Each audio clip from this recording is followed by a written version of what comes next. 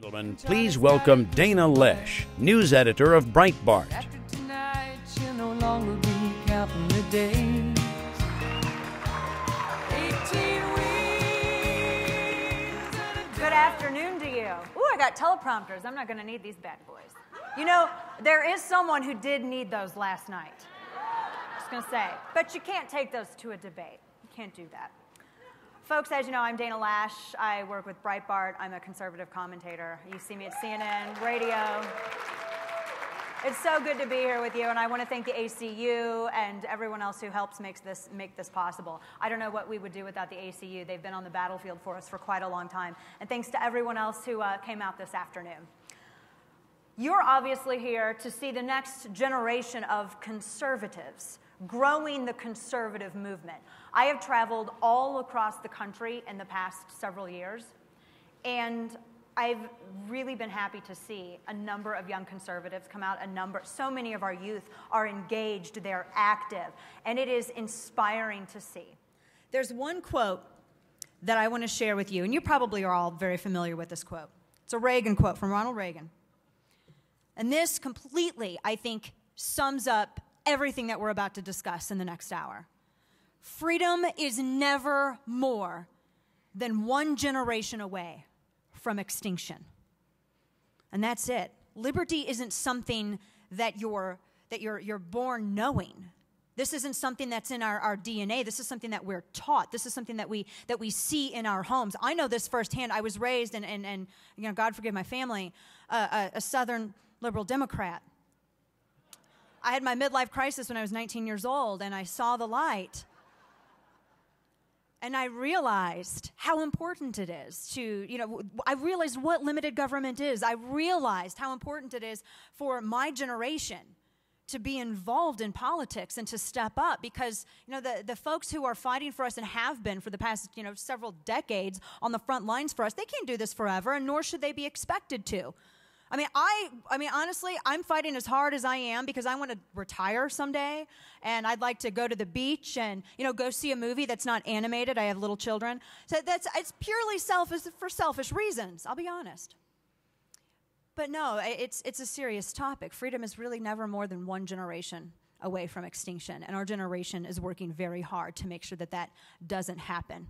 We're working very hard, shoulder to shoulder with everyone else. I think about this, especially when my friend and mentor, the late Andrew Breitbart, had always said that politics is downstream from pop culture. And it is. Everything that we hear in politics, we first hear in Hollywood.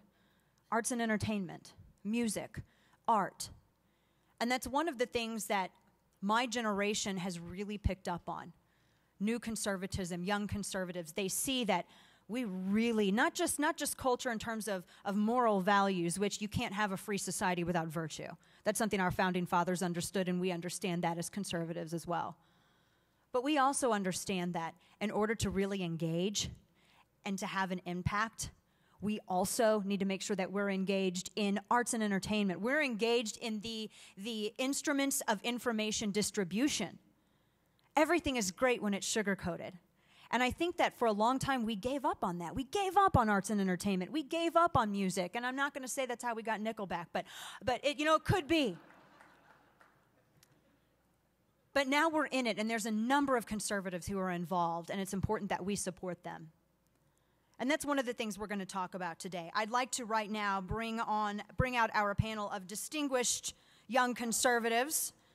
They are, these folks are fabulous. You've seen them on television. You've seen them absolutely everywhere. And I'm really pleased to know them. So if we could go ahead and do that, bring them on out, and we'll get started because we have 24 minutes of discussion. They're going to speak to you as well. And it should be fun. It should be a good hour.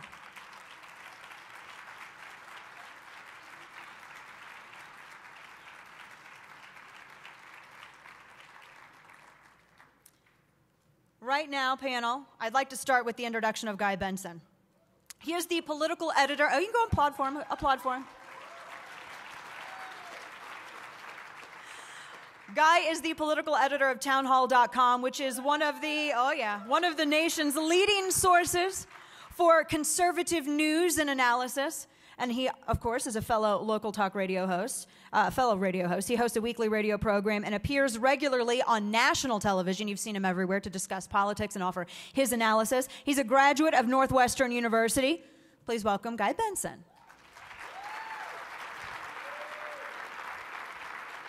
Thank you, Dana. Hey, guys. What a good day it is. I feel like we deserve to savor this day. It's been a rough couple weeks. I feel like the media and the Democrats, but I repeat myself, have really been trying to get us down and demoralized, and 90 minutes changed that. As a point of privilege, real quick, before I get to the topic about young conservatives and the future of the movement, I want to give you a quick report. Many of you watched the debate, all of you, I'm sure, watched the debate last night. Some people have given their perspective from inside the debate hall. Well, I was inside the media filing center. And let me tell you, there were some long faces in that media filing center last night, shell-shocked. What happened? How could this have happened? And today I've been reading some of these polls, CNN, CBS News. It must kill them to be putting out these polls that show just dominance by Mitt Romney. And then there was that focus group on Fox News last night with Frank Luntz. I hate to say this, but it was like political pornography. It's like, keep talking. It was awesome. And so I watched it. It was great. But to be honest, the only focus group I really needed was the cast of characters on MSNBC, which was beyond unhinged. Chris Matthews, just a very special moment last night. His hair flapping in the breeze, nearly in tears. Sad day. Sad day for Chris. And then today, I was driving here and trying to find Rush Limbaugh on the radio. Found him eventually, but had the misfortune of stumbling across Ed Schultz? Ed Schultz's radio show. He has one. And he had the great fortune today of having his one listener call. So he had someone to talk to, and they both agreed, I'm not making this up, that now is the time for Barack Obama to start attacking Mitt Romney. Because the whole he killed a woman thing, I was really pulling punches. Good grief. Anyway, we're going to talk about the youth and politics and the future of the movement, and I think that there are some real challenges that the right will encounter with people my age and younger. So I'm not going to try to gloss over it and say everything is going to be totally fine. But I think there are reasons for legitimate optimism. And I want to give 3 quick anecdotes to explain why. The 3 pillars of conservatism, as defined by President Reagan, were social conservatives, fiscal conservatives, and national security conservatives. You hear it all the time at events like this, at CPAC and ACU and Heritage, and that's absolutely right. And so I've had interactions with peers in the last couple years that give me hope on all 3 fronts. On the national security front, not just the people that I know who are serving, who sign up to serve in Iraq and Afghanistan, members of my family, friends, people I went to high school with, that's incredible. So just the guys and gals who are serving us, who are our age, I think are an inspiration. But beyond just that, when many of you were my age, you remember what college campuses were like. The ROTC was thrown off of campus. People spit on, demeaned, horrible things. There has been a move in the recent decade or so to bring ROTC back to college campuses, spearheaded by students over the objections of the faculty. For example, at Columbia University in Manhattan, an Ivy League school. And guess what? ROTC is back and coming back because there is respect from people our age for the people who defend us, because we understand that. And 9/11 was a transformational event in many of our lives. I was a junior in high school. It changes the face of your life when you see that at a young age and understand the threats are real and not just theoretical. So that's 1. 2, on social conservatism. Every Thursday night, I think it was, in my dorm, my freshman year at Northwestern, we would have these things called coffee and conversations because we were very sophisticated.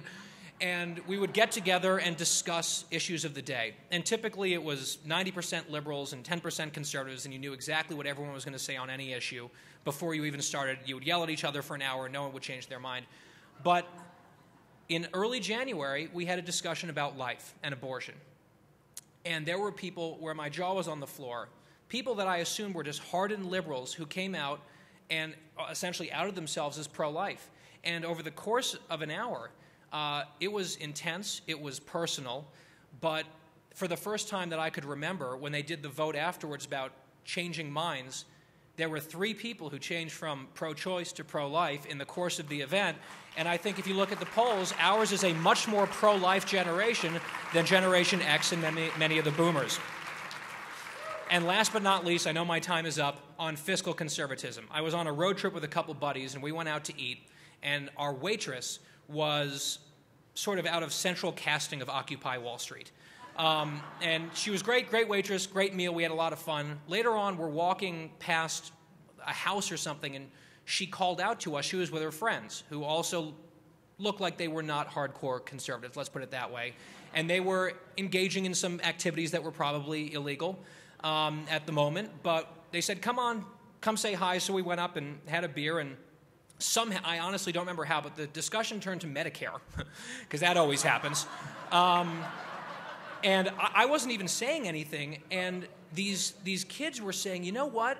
We work hard at these bad jobs, and we see this amount of money taken out of every paycheck by law to go into this program that we're never going to see a dime of because the government's lying to us, and that's a word that I can't repeat here. And I was just flabbergasted. These 19-year-old kids understanding that Medicare is unsustainable. We have to do something about it. And I said, guys, welcome to the conservative movement. And I think that we can build on that. Thank you guys so much.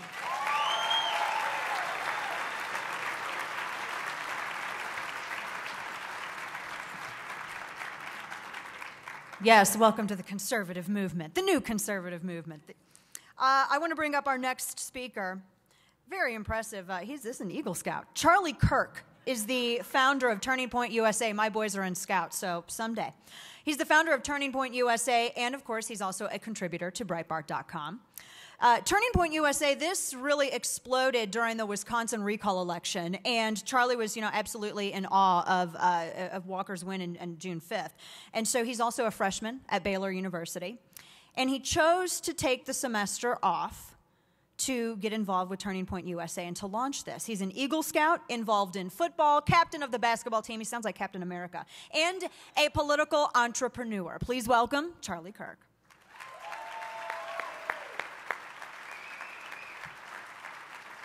Thank you. Thank you. Yes, all that is true, and according to the mainstream media, I do not exist. I'm a teenage conservative, so I'm not in their realm of possibility of existing. But it's interesting being here in CPAC, Colorado, after a wonderful night last night, and I was looking at my Facebook news feed, and kids that were never involved in politics before were posting, like, that Obama seemed a little different. and some of the other kids were saying, who was that guy? So I think the moderator was against Obama, was one of my friends said. But the interesting thing was more kids than in 2008 and more teenagers my age, 18, were starting to realize, well, the money has to come from somewhere, and if we keep on borrowing it, I'm going to have to pay for it. And it's like a light went on in their head. And it's a total contrast from the hope and change to the reality of 2012. $6 trillion in new debt. And you know the $6 million man? He's the $6 trillion man. He truly is. I'm from Chicago, Illinois, and as you know, from Chicago you can vote as many times as you want in one day. It doesn't matter. My grandfather has been dead for 20 years, a lifelong Republican, but he's been voting Democrat since 1981. And I'm from a school district, a little north, very affluent area. But one day in economics class, we were distributing new textbooks. We got new textbooks. We were so excited. And the author just surprised me. Paul Krugman. Now, those of you who don't know who Paul Krugman is, he's from the New York Times. He writes for, them. He's an interesting fellow. He wrote Conscious of a Liberal. And he argues for the collective thought that entitlements are something that can be honorable. And I said, all right, I'll go into this textbook non-biased. Maybe he went about this the right way. I open up to page 183, chapter title, The Reagan Tax Cuts Did Not Accelerate Economic Growth. I go to my teacher and I say, this is wrong. The CBO says that obviously exploded in growth. I mean, everybody who lived through the 80s know that. She says, well, he won a Nobel Prize, so it must be right. I said, well, so did Obama.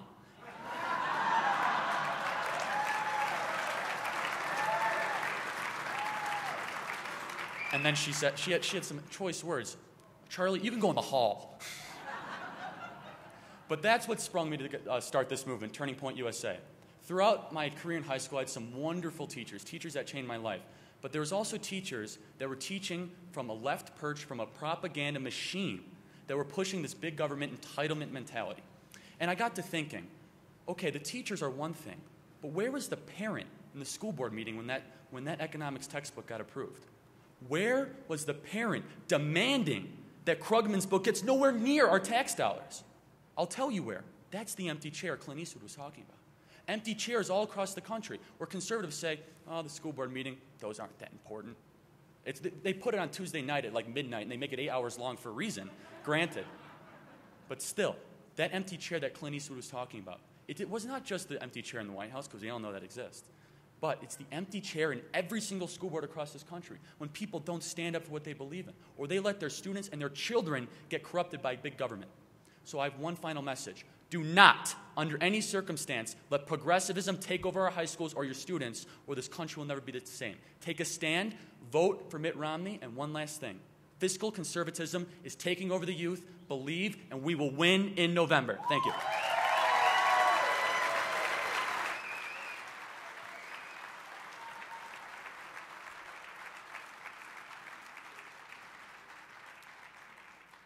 I love the stories of students taking it to the administration in their schools when the administration tries to overstep their bounds. That's something that I never quite thought I'd see. It's a beautiful thing to behold. I want to introduce our next speaker, Mario Lopez.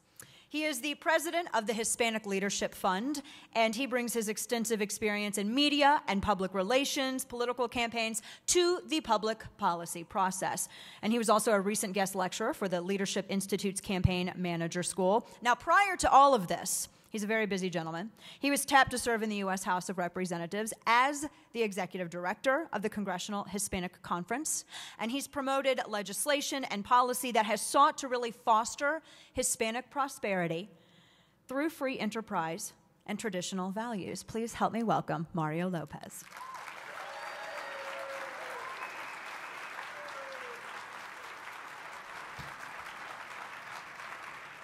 Thank you, Dana. Thank you for that great introduction. Thank you to CPAC, and thank all of you for being here at this great event on such a wonderful day, the day after such a wonderful debate.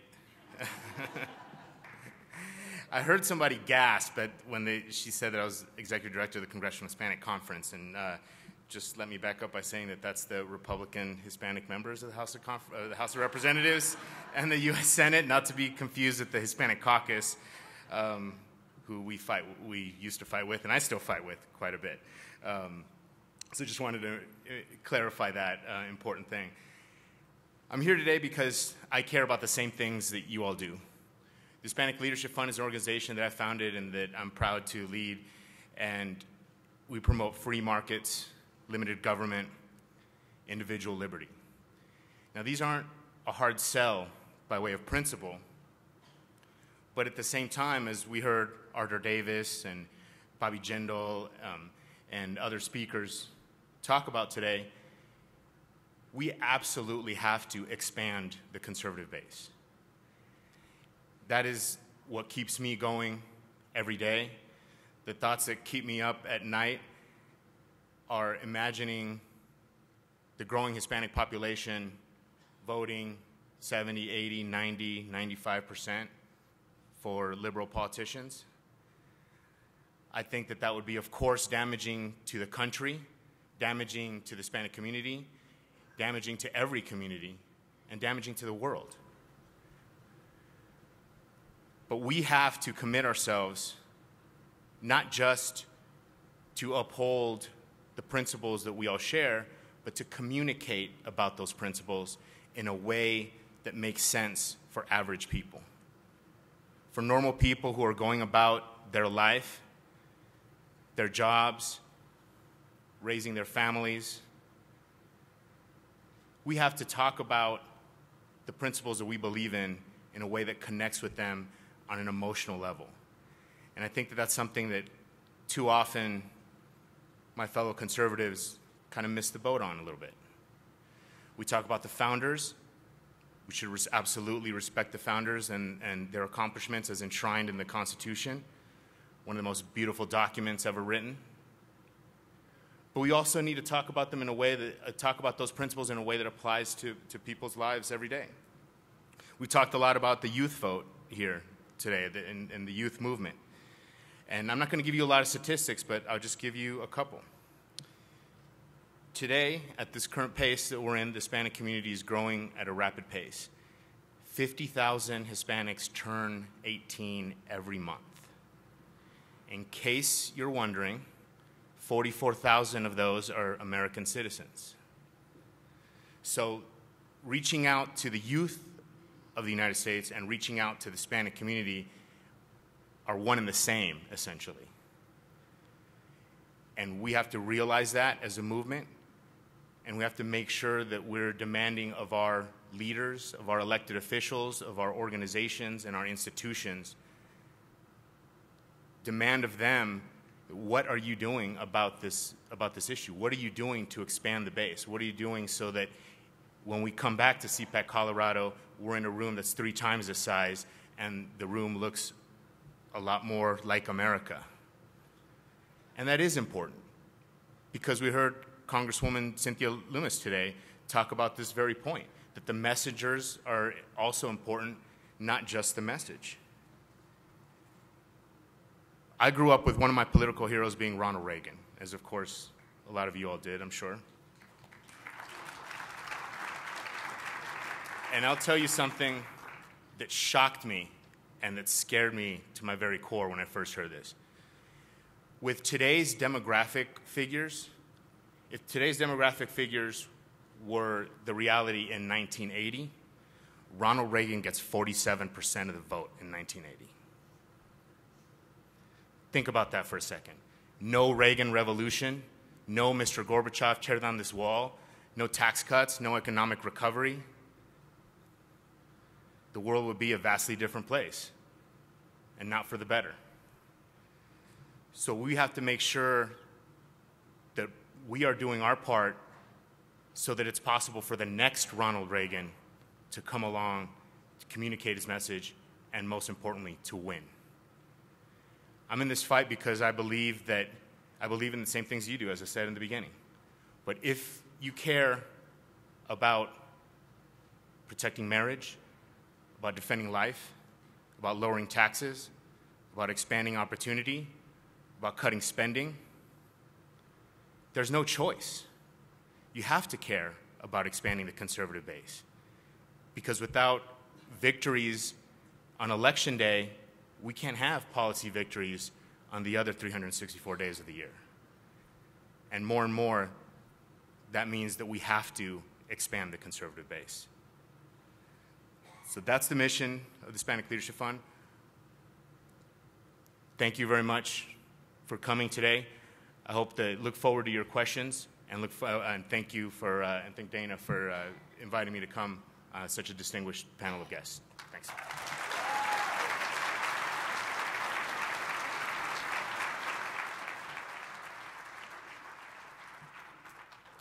I think we see that we have our work cut out for us too in reaching out to the youth and making sure that we are, when we put our sound bites forth and when we put our platform out there, that we do so to attract the youth. And that's one of the things we're going to be talking about in our discussion coming up as well.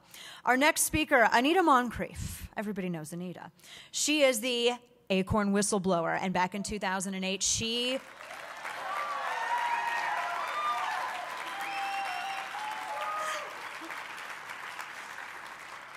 blew the lid off it, so to speak. She showed everybody what Acorn had been up to, everything that they had done to these marginalized communities, everything that they had done in terms of voter fraud.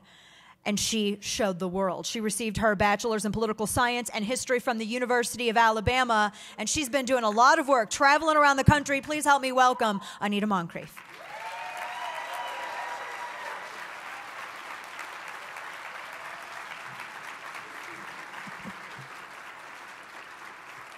Thank you. It's an honor to be speaking here today. As I go around the country, I tell people all the time that if you had told me 4 years ago that I would be speaking in a room full of conservatives and Republicans, I probably would have said you were crazy. But it's amazing what 4 years does. And that's what I wanted to talk to you about today. When I first came out against Acorn and against the left and about everything I had ever known, I fully accepted the fact that I would probably be ostracized for the rest of my life. I never thought that I would go over to the other side. I became an ex-liberal. I didn't become a Republican. I didn't become a conservative. I became an ex-liberal because it never occurred to me to become a Republican. It never occurred to me to become a conservative because, and I hate to say this, but you guys have a horrible PR problem. Seriously. And that's what I want to talk to you about today. It took me a while. It took me a long time before I really identified myself as conservative. But one of the things that I learned is that you guys are your own best asset.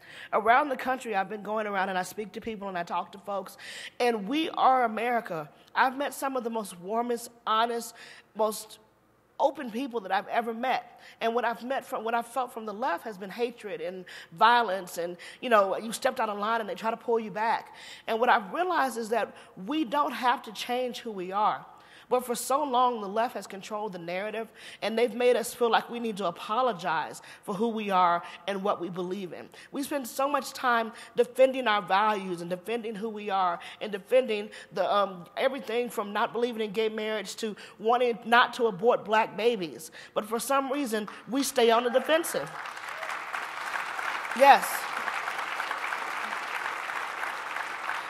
And that is part of our problem. We don't need to be on the defensive anymore. We need to boldly and proudly go out there and say, yes, I am a conservative. Yes, I have values. Yes, I believe in America. Yes, I believe in my family. Yes, I believe in the Bible and the God and everything, and not be afraid.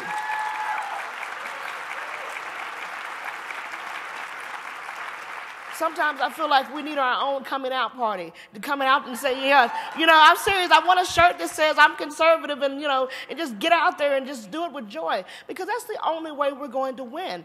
One of the things about it, they've made it so uncool to be conservative. They've made it so there's a problem. It's a big deal. Just this year, for the first time, I registered as a Republican. It took me 4 years.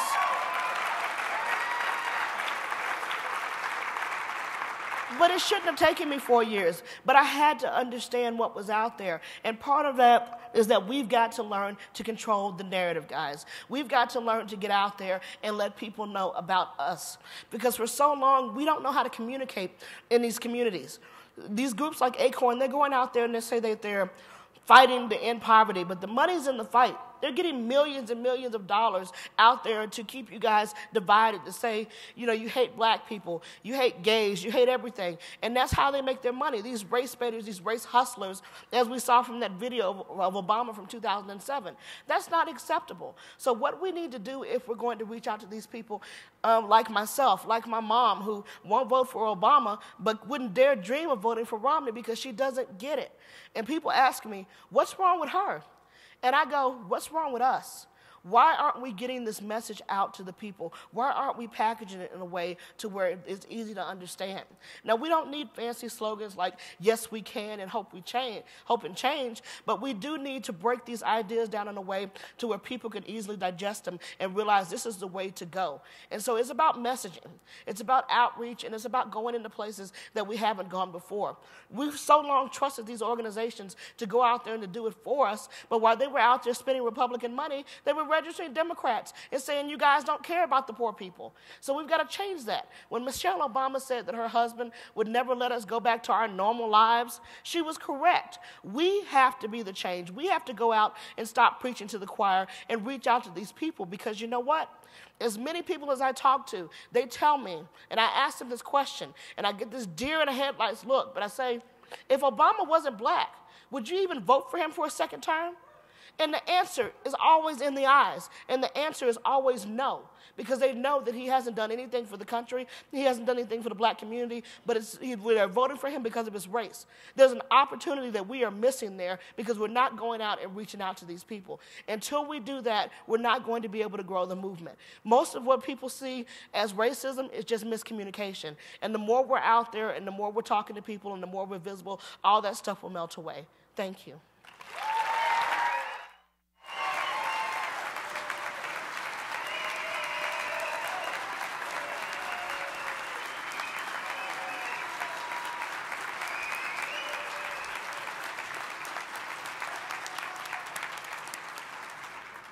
She's also fiery, just a little bit, just a little bit. All right, folks, please help me welcome our next speaker, Alex Shriver. He is the national chairman of the College Republican National Committee, and he also served as the deputy political director for the Alabama Republican gubernatorial candidate, Bradley Byrne, and on the Alabama Republican Party Steering Committee in 2010. You've probably seen him everywhere. His work has appeared in Wall Street Journal, New York Times, Washington Post, ABC News, Politico. Please help me welcome Alex Shriver.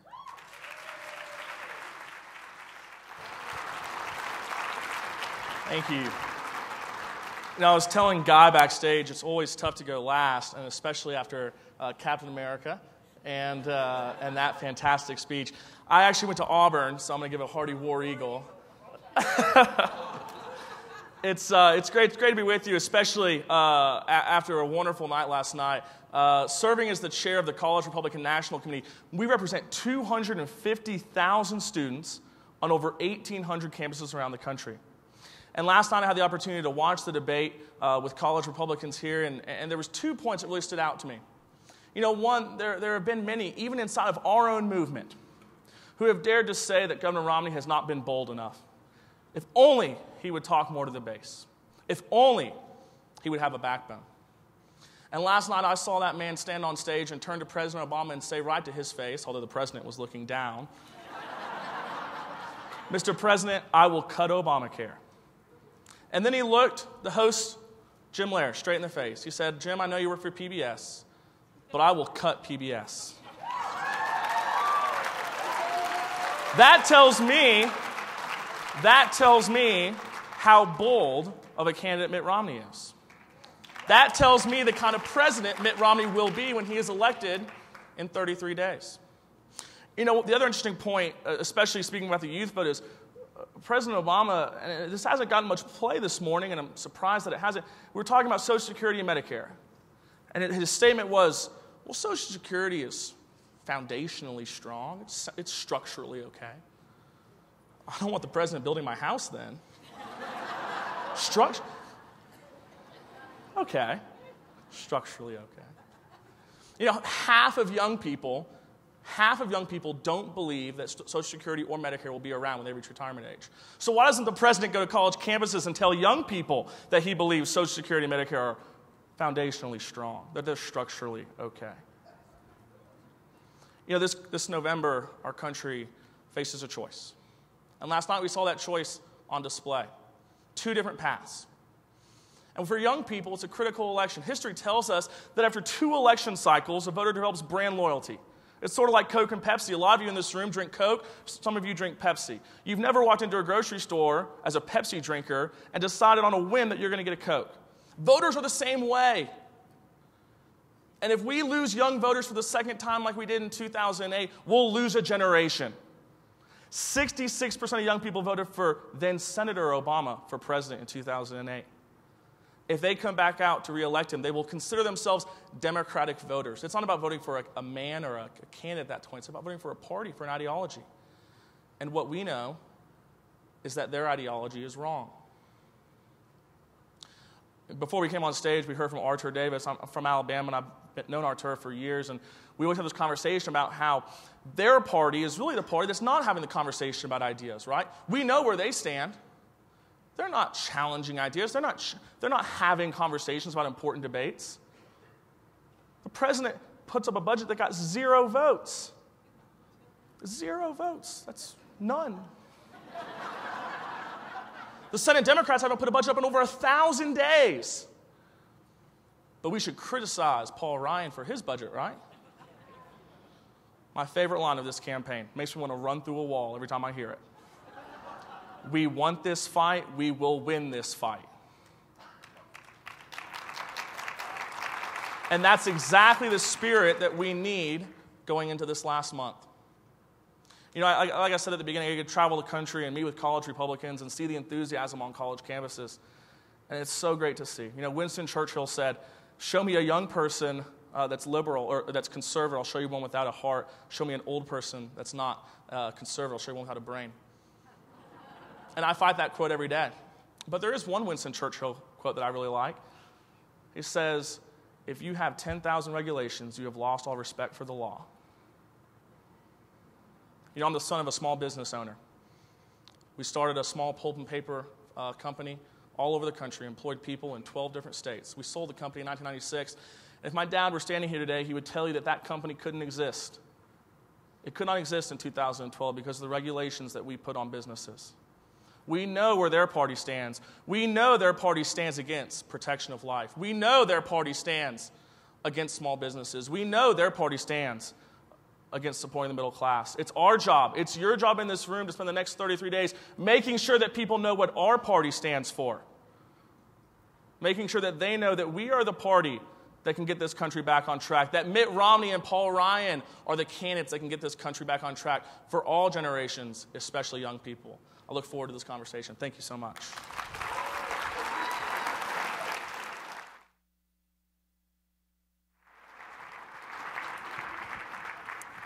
All right, so now we're going to have a discussion on growing this movement. You've heard from some of the leaders in the new conservative movement. So now comes the hard part, because it's really easy to talk about the new conservatism and what we have done, but there's a lot that we still need to do. One of the things that I've heard a couple of times, especially from Anita, is that conservatism, Republicans, we have an appearance problem.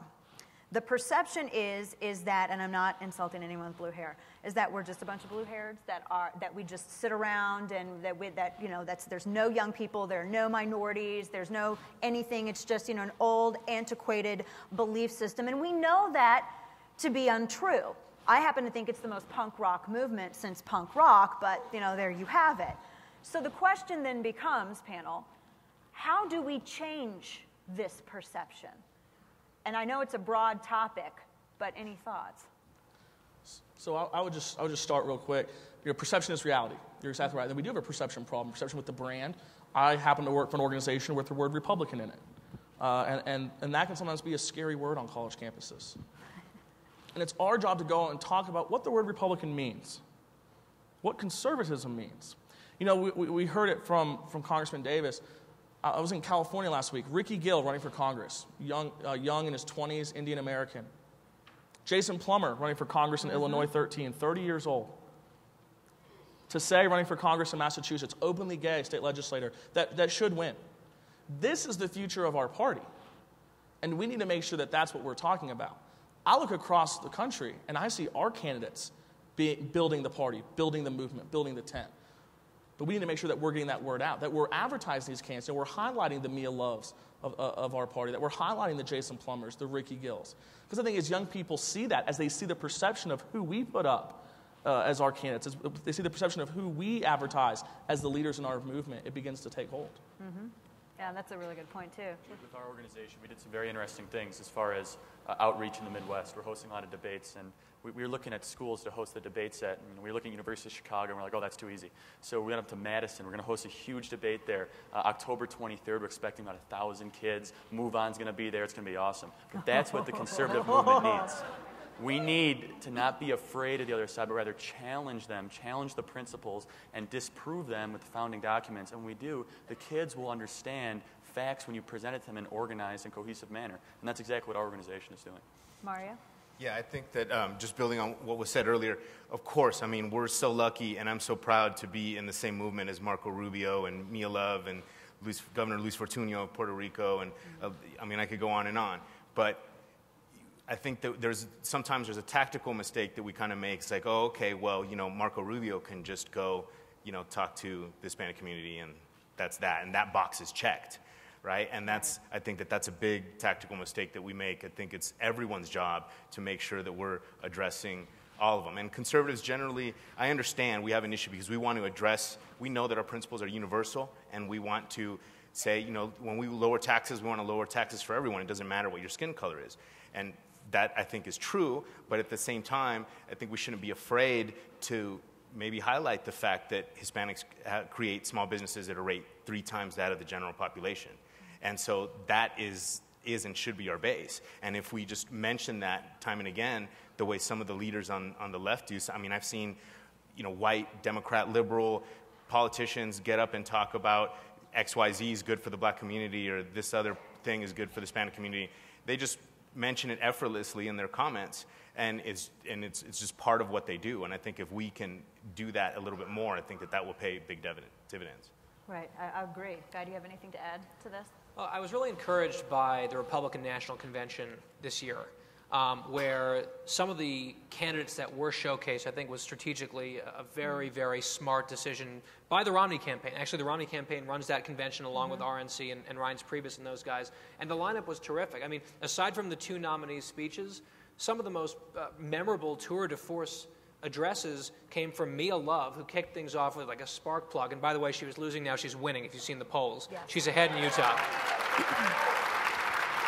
And then that Marco Rubio, of course, as always, was fabulous on Thursday night. But the Wednesday night prime time, where you had Condoleezza Rice with a truly breathtaking, goosebumps-inducing speech about what this country has done for her and the American dream. I teared up listening to that speech. And then what a rock star Susana Martinez is. Oh, yeah. Wow. I had heard that she was one of those rising stars. I'd never really seen her speak. And in prime time, she came out and she was likable and she was funny. I think one of the important things that we have to, conservatives tend to sometimes take themselves very seriously, and we have the angry thing down. We are very good at anger. It's a different type. I mean, they're really angry too. Like, that's the dirty secret. The left is constantly, I mean, they've been in control and they're still like furious. Nothing makes them happy. Right, like Bush, they're angry. Not now, it's Obama, they're still angry. But using humor, I think, has been extraordinarily effective. What we've seen on Comedy Central, I mean, with Colbert and Stewart, they're effective not just because they're liberal and preaching to the choir. They're actually genuinely really funny. I laugh even when I'm cringing. I'm like, okay, that was good. That's funny. And we have to, we can't be afraid to kind of seed the ground of humor, because there's so many of them and so many of their ideas that should be mocked and can be mocked easily. And there's nothing wrong with mocking them. There's not, and I think that's something, and I want to know where you guys think about this, because I've had this conversation with a number of conservatives. Have you kind of gotten the impression that it's impolite to mock people or ridicule them? We shouldn't do that, even if they are our opponents. Is it just me and other people being rude that I think it's open season and they should be? Ridicule is a very powerful weapon. We're not being impolite. We're in a war here. Absolutely. That's exactly what I was going to say. We really have to learn how to stop falling into the traps. It's just like with the media. A lot of times I was watching when Sean Spicer was on during the RNC convention, and it was right around the hurricane, and they were trying to get him to say that Chris Christie needed to tone his rhetoric down because there were going to be black people drowning and stuff. And he fell right into the trap, and he was trying to explain it, but no matter how he explained it, it made it seem like the RNC didn't care. If he had came back with some snazzy comment and put that reporter back in her place, she would not have come out with those type of questions. But they know that they can attack us like that, and we're going to spend our time trying to answer the questions. And so instead of Linsky stuff, it puts us right where they want us, because no matter how you answer, the answer makes you look bad. Exactly. I agree.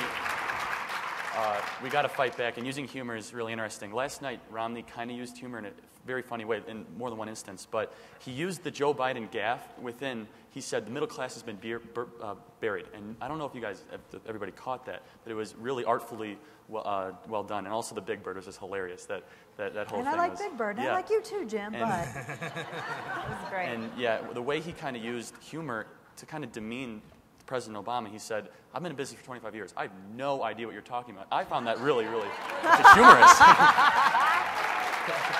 And we can't be afraid to mock, because they have networks that mock us 24 hours a day. Just turn MSNBC, that every single one of them mock us. We can't be afraid to do it back to them. And genuinely, it's funny. I find it funny when you have people like Senator Claire McCaskill who say, "Oh, of course we did pass a budget." No. Where is it? No, they make it easy. The material writes itself. You just kind of have to point at it.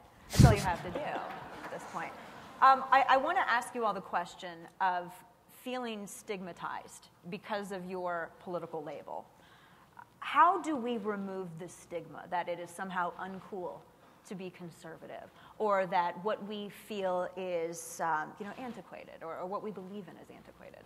I think a key is, and this dovetails nicely off of what Anita was saying, and I think Mario too, get out there and talk to people and meet people. I mean, I remember in college I was one of the conservatives on campus, and my senior year I was at a party and received like one of the most backhanded compliments in history, which was someone said, "Wow, I'd heard about you, but now that I've met you, you're not completely terrible."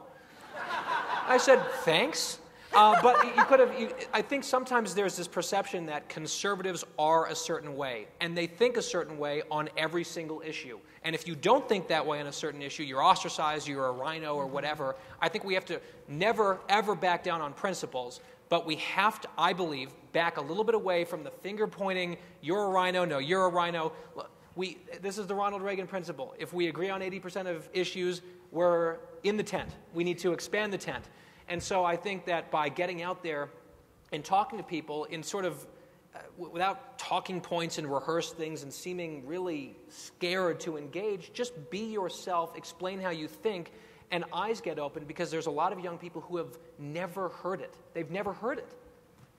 I would say it's, one thing I'd add is we can't be afraid to go into enemy territory. CPAC is great. This is my fourth CPAC participating and speaking at. It's in D.C. It's the largest annual gathering of conservatives. But Charlie's exactly right. Let's go to every Move On conference too. A lot of us on this stage have done MSNBC, and I would argue some of our most memorable moments. Guy and I were talking about some backstage, have been from MSNBC. I was called a science experiment on MSNBC for being a young conservative. I mean, during his appearance, where it was like him and three liberals, and then God bless her, S.E. Cupp, they kind of asked the question, like, how can you possibly exist? That was their question.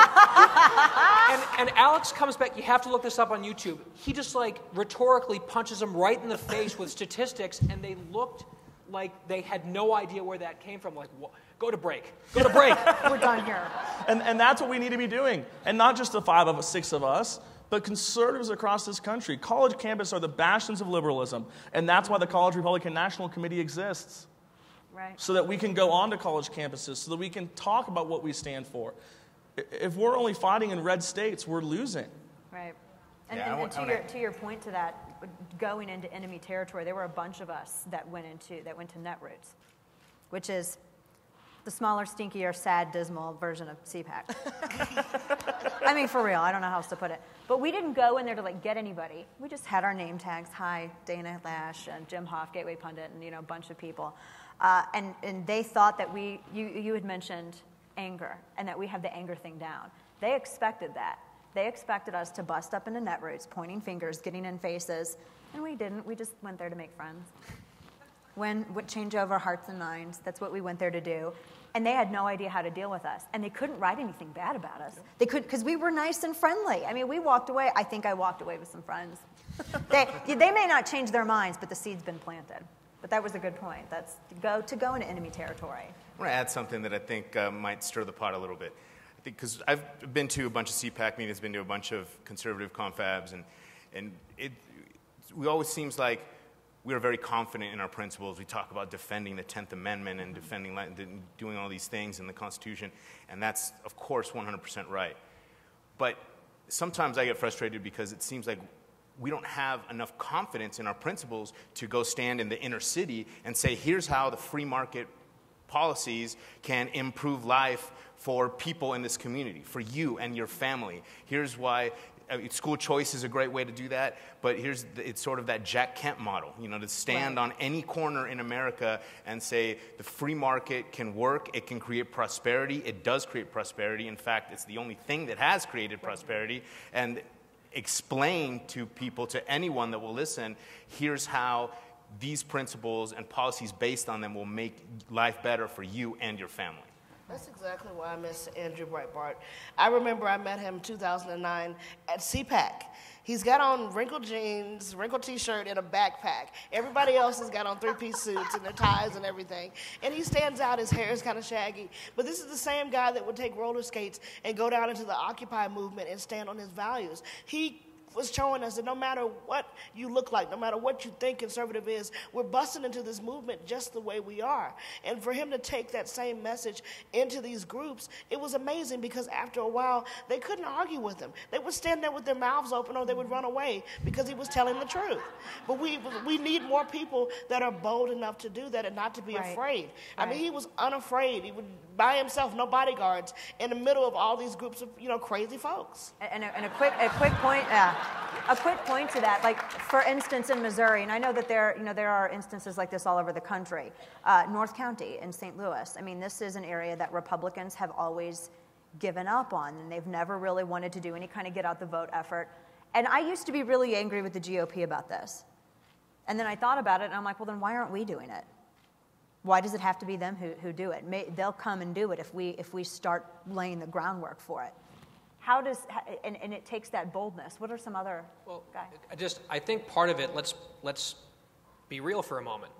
I think part of it is the real and understandable fear of being called a racist. There is almost nothing uglier in society than to be called a racist. And I think that is something that a lot of good, honorable, look, the entire Tea Party movement was smeared basically as racist just for showing up, for existing. So with almost no evidence. And I think that's a big hurdle to get over. The idea that people are going to label you something that horrible and ugly, and I think where it starts is within our own movement, making sure that, look, there are racists on both ends of the spectrum. There's a scientific study that just came out that's about evenly divided between Republicans and Democrats, the fringes who are racist.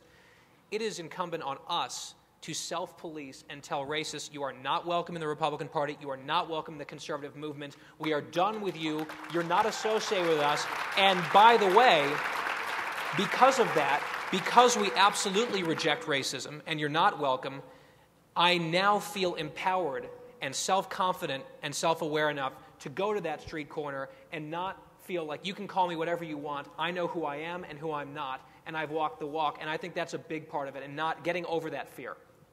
To your point, you talk about certain counties in St. Louis, but where the real battle, I think, needs to be fought and where we haven't really had a presence is in high schools. High schools all across the country are just being taken over by, look at Chicago. I came from Chicago.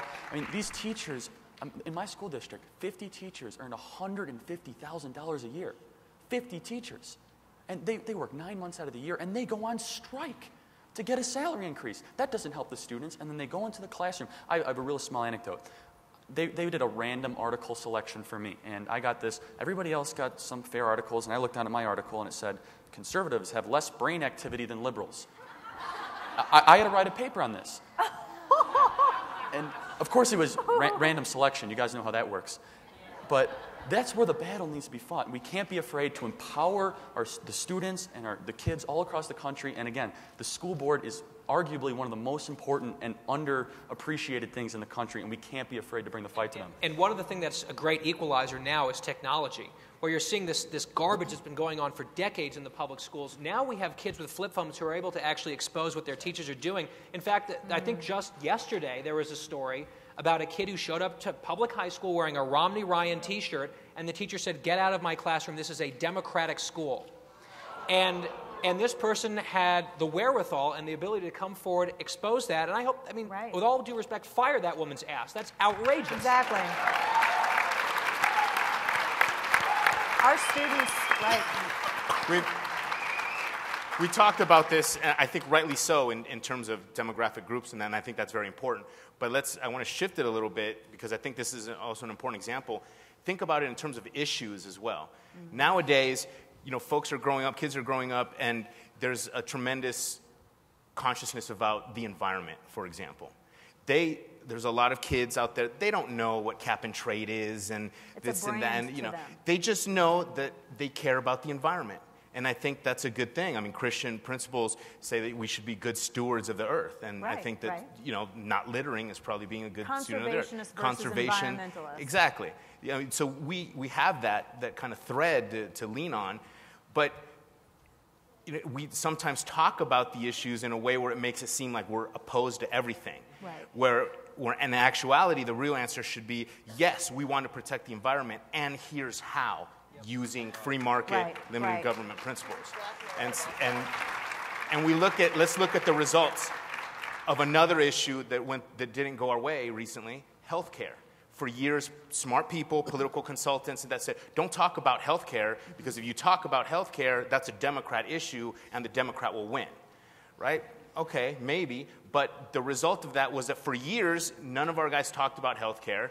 They kept talking about it, and when it came time to offer up something, even though the vast majority Right. of people were opposed, key groups were saying, hey, they have a solution, and the other side doesn't. Right. And so, that we ended up losing support that way. There's one question that we weren't able to get to that I think is super important, and this question, which involves everybody here, is how we as conservatives better engage culture and become more culturally relevant. We were talking about the students. Where do students get their information from? Movies, Facebook, Twitter, music, all of that. And as has been said before, politics, all of this is downstream from pop culture. And we have to be unafraid to plug into culture and get involved in that and have an influence there. We ceded that battleground some time ago, but I think it's time that we get it back. Our time is up. They're telling me I have to wrap up. I want to thank our illustrious panel, everybody here. Thank you all so much for everything that you do. Thank you all very much. And that concludes Growing the Conservative Movement, the next generation of conservatives. Thank you all so much.